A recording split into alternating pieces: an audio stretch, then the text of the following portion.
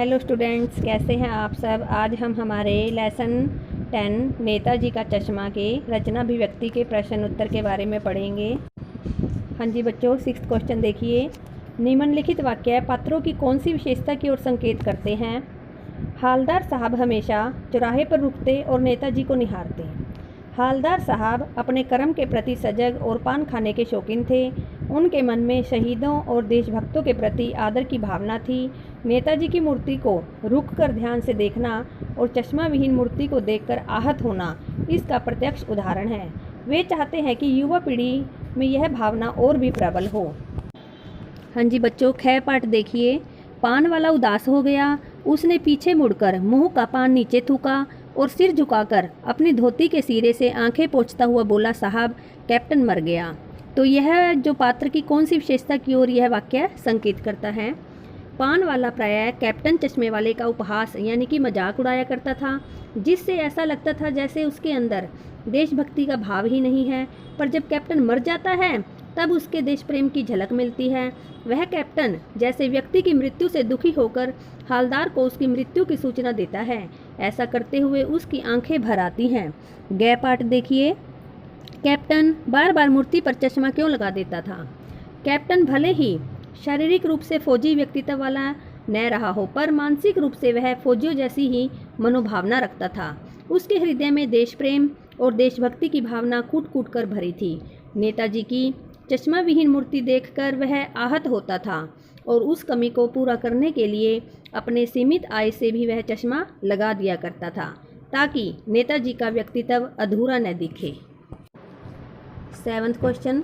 जब तक हालदार साहब ने कैप्टन को साक्षात देखा नहीं था, तब तक उनके मानस पटल पर उसका कौन सा चित्र रहा होगा, अपनी कल्पना से बताइए।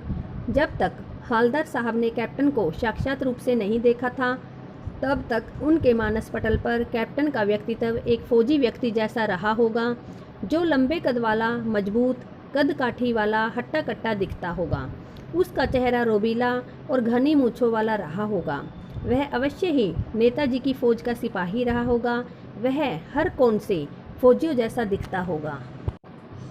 हाँ जी बच्चों, 8th क्वेश्चन देखिए। कस्बों, शहरों, महानगरों के चौराहों पर किसी न किसी क्षेत्र के प्रसिद्ध व्यक्ति की मूर्ति लगाने का प्रचलन सा हो गया है। इस तरह की मूर्ति लगाने के क्या उद्देश्य हो सकते हैं।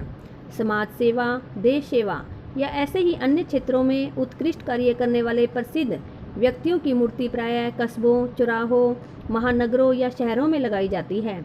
ऐसी मूर्तियां लगाने का उद्देश्य सजावटी न होकर उद्देश्यपूर्ण होता है। लोग ऐसे लोगों के कार्यों को जानें और उनसे प्रेरित हों। लोगों में अच्छे कार्य करने की रुचि उत्पन्न हो और वे उसके लिए प्रेरित हों। लोग ऐसे लोगों को भूलें न और उनकी चर्चा करते हुए युवा पीढ़ी को भी उनसे परिचित कराएं। हाँ जी बच्चों, ख पाठ देखिए। आप अपने इलाके के चौराहे पर किस व्यक्ति की मूर्ति स्थापित करवाना चाहेंगे और क्यों। मैं अपने इलाके के चौराहे पर चंद्रशेखर आज़ाद की प्रतिमा लगवाना चाहूँगा, ताकि लोगों को, विशेषकर युवा वर्ग को, अपने देश के लिए कुछ कर गुजरने की प्रेरणा मिले।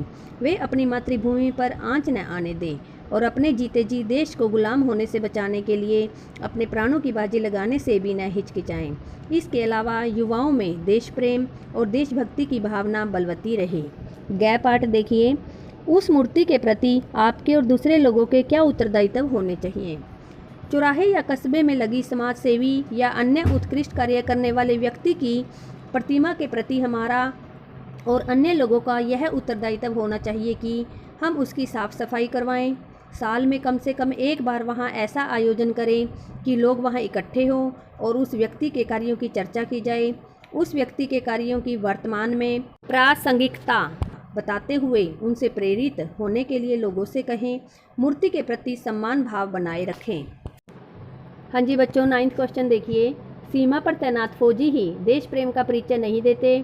हम सभी अपने दैनिक कार्यों में किसी न किसी रूप में देश प्रेम प्रकट करते हैं, जैसे सार्वजनिक संपत्ति को नुकसान न पहुंचाना, पर्यावरण संरक्षण आदि। अपने जीवन जगत से जुड़े ऐसे और कार्यों का वर्णन कीजिए और उन पर अमल भी कीजिए। सीमा पर तैनात फौजी विशिष्ट रूप से देश प्रेम का परिचय देते हैं। उनका देश प्रेम अत्यंत उच्च कोटि का और अनुकरणीय होता है, परंतु हम लोग भी विभिन्न कार्यों के माध्यम से देश प्रेम को प्रकट कर सकते हैं।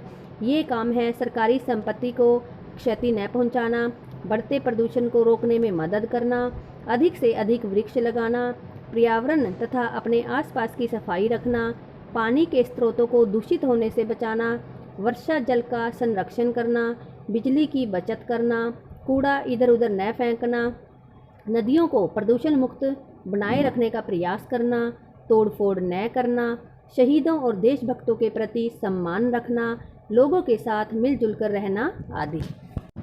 हाँ जी बच्चों, 10th क्वेश्चन देखिए। निम्नलिखित पंक्तियों में स्थानीय बोली का प्रभाव स्पष्ट दिखाई देता है। आप इन पंक्तियों को मानक हिंदी में बताइए। कोई गिराक आ गया समझो, उसको चौड़े चौखट चाहिए तो कैप्टन किधर से लाएगा, तो उसको मूर्ति वाला दे दिया, उधर दूसरा बिठा दिया।